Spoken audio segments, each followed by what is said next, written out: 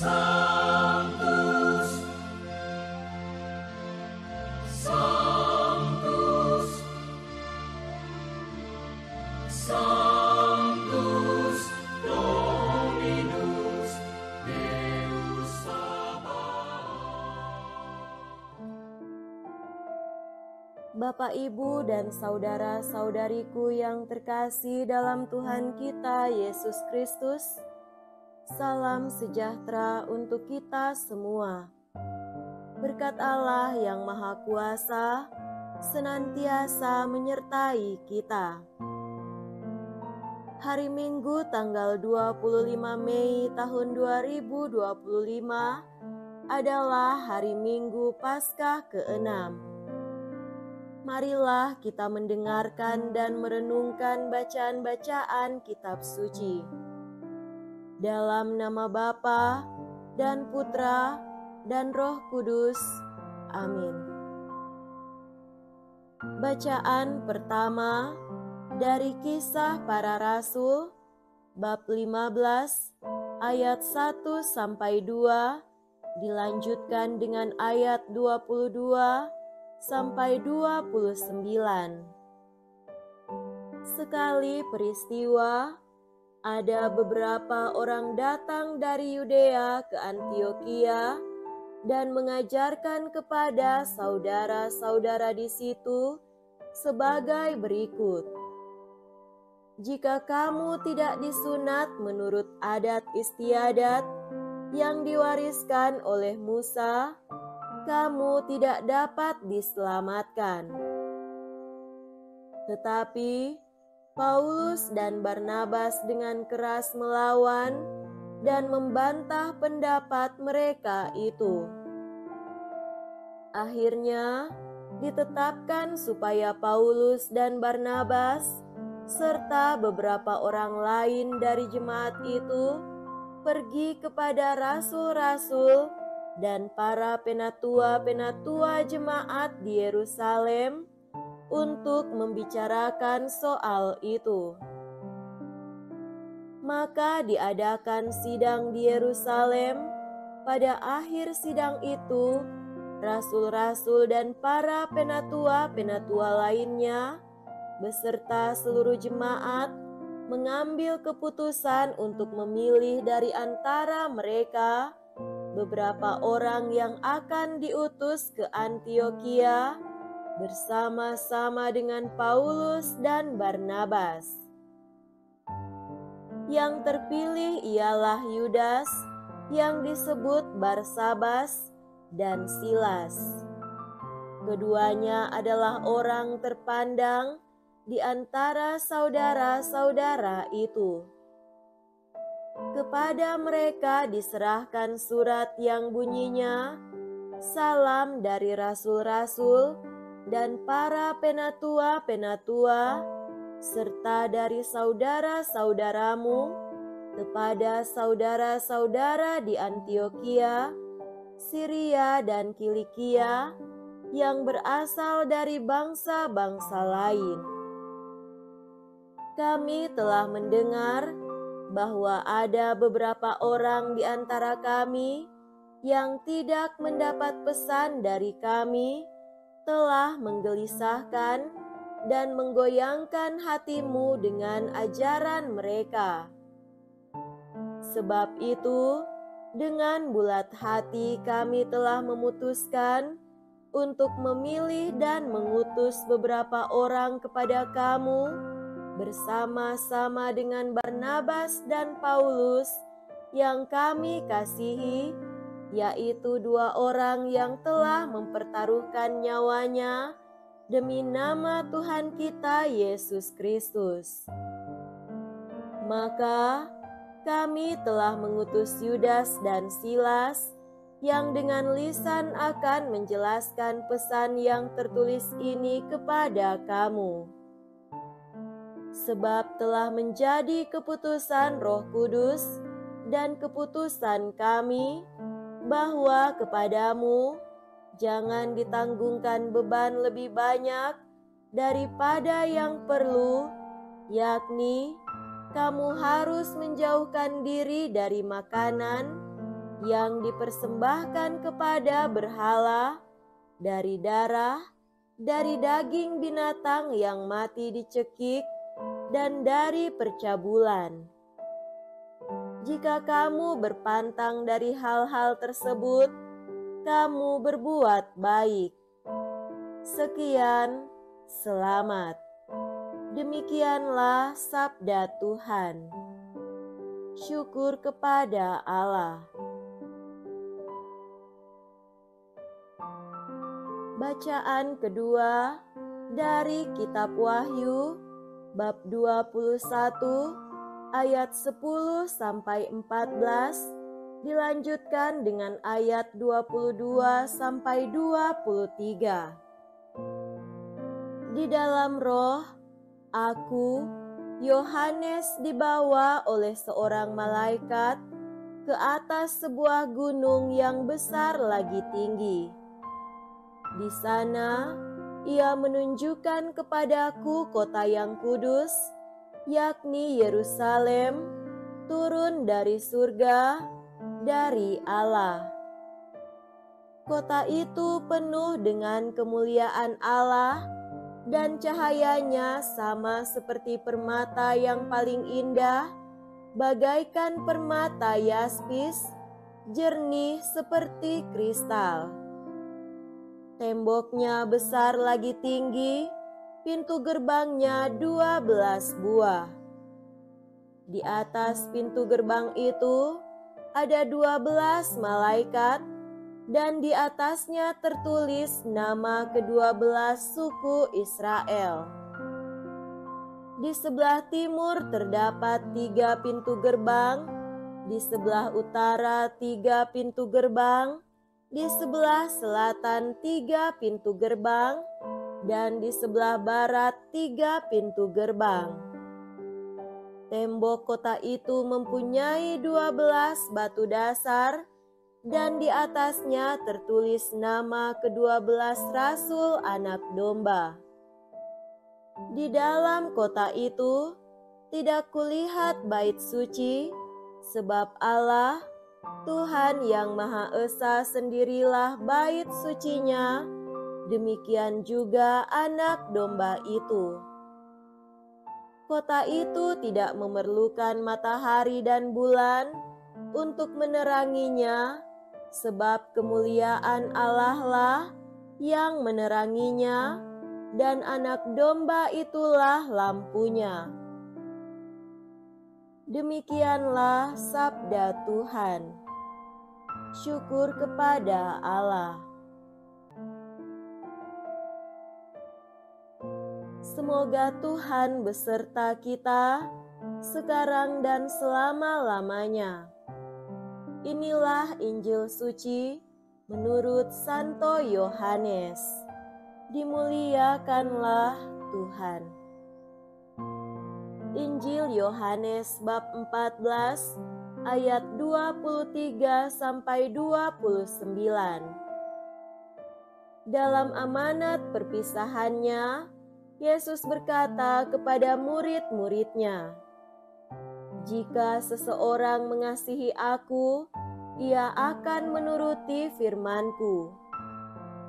Bapa-Ku akan mengasihi dia, dan kami akan datang kepadanya dan diam bersama-sama dengan dia. Siapa saja yang tidak mengasihi Aku, ia tidak menuruti firman-Ku. Firman yang kamu dengar itu bukanlah dari Aku, melainkan dari Bapa yang mengutus Aku.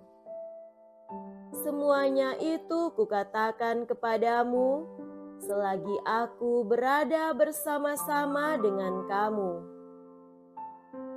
Tetapi penghibur, yaitu Roh Kudus, yang akan diutus oleh Bapa dalam namaku, Dialah yang akan mengajarkan segala sesuatu kepadamu dan akan mengingatkan kamu tentang semua yang telah Aku katakan kepadamu.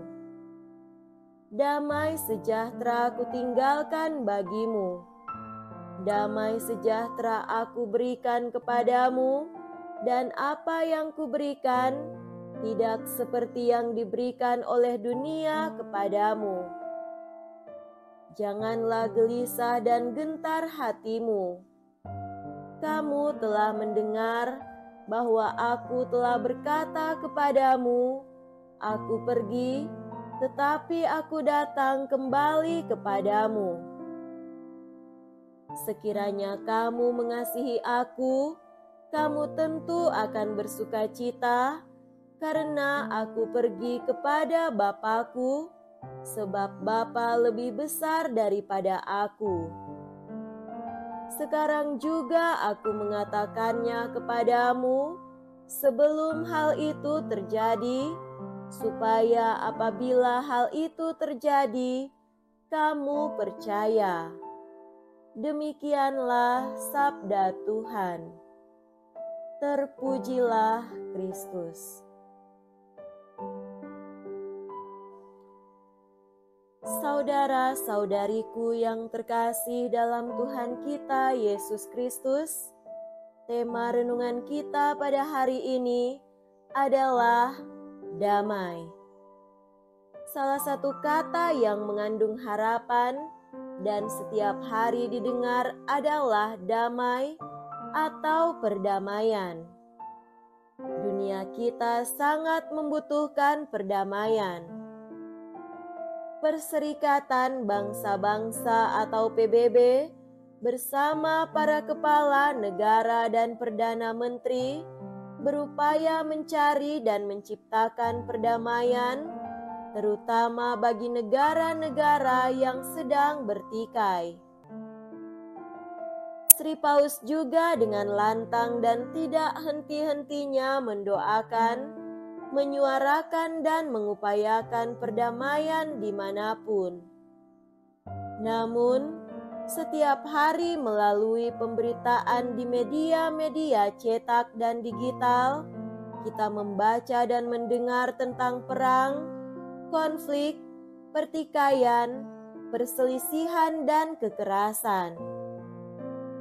Tidak hanya pada abad ke-20 terjadi perang yang melanda seluruh dunia, yakni Perang Dunia I dan Perang Dunia II, tetapi pada abad 21 ini pun, dunia masih belum luput dari pelbagai macam peperangan dan konflik, seperti di Israel dan Palestina, serta Ukraina.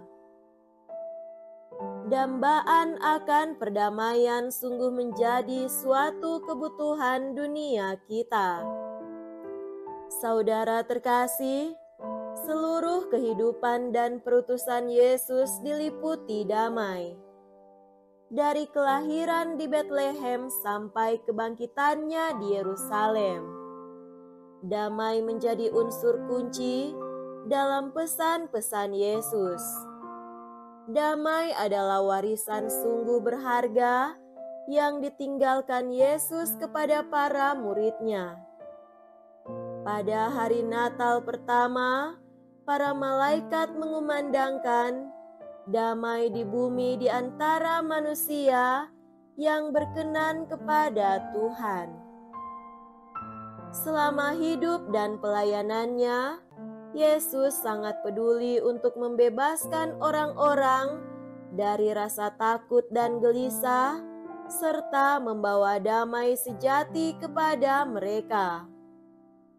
Kepada para murid yang ketakutan karena angin ribut, Yesus berkata, "Tenanglah, aku ini, jangan takut." Kepada wanita pendosa yang datang kepadanya, Yesus berkata, "Imanmu telah menyelamatkan engkau, pergilah dengan selamat." Ketika Ia mengutus para murid, Ia berpesan, "Kalau kamu memasuki suatu rumah, katakanlah lebih dahulu, damai sejahtera bagi rumah ini." Pada hari Paskah kebangkitan Tuhan, Ia menyampaikan kepada para murid-Nya, damai sejahtera ku tinggalkan bagimu, damai sejahtera ku berikan kepadamu.